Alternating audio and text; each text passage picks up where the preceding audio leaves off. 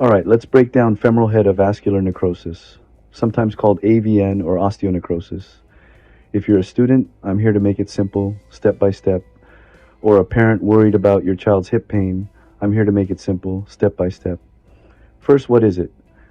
The femoral head is the round top part of your thigh bone that fits into your hip socket. Avascular necrosis means the blood supply to that area gets interrupted, causing the bone tissue to die. Over time, this can lead to the collapse of the femoral head and arthritis in the hip joint. So, what causes this? Most commonly, AVN happens after an injury, like a hip fracture dislocation that damages the blood vessels. But it's not always trauma.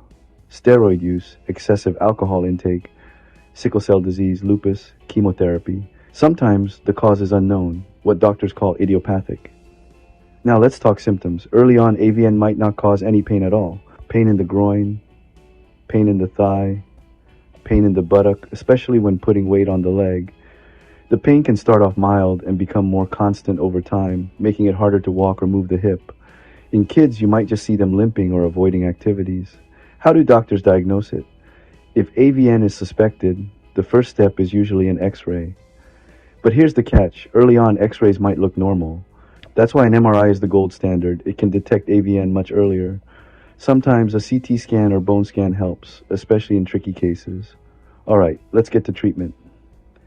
The goal is to preserve the hip joint for as long as possible. Early stages, rest limiting weight on the leg medications to reduce pain and inflammation. Physical therapy can help maintain movement. But if the bone starts to collapse, surgery might be needed. Core decompression, bone grafts, total hip replacement. In children, treatment is especially tailored to their age and growth stage. The key takeaway? Early detection matters. If you or your child has persistent hip pain or starts limping, don't ignore it.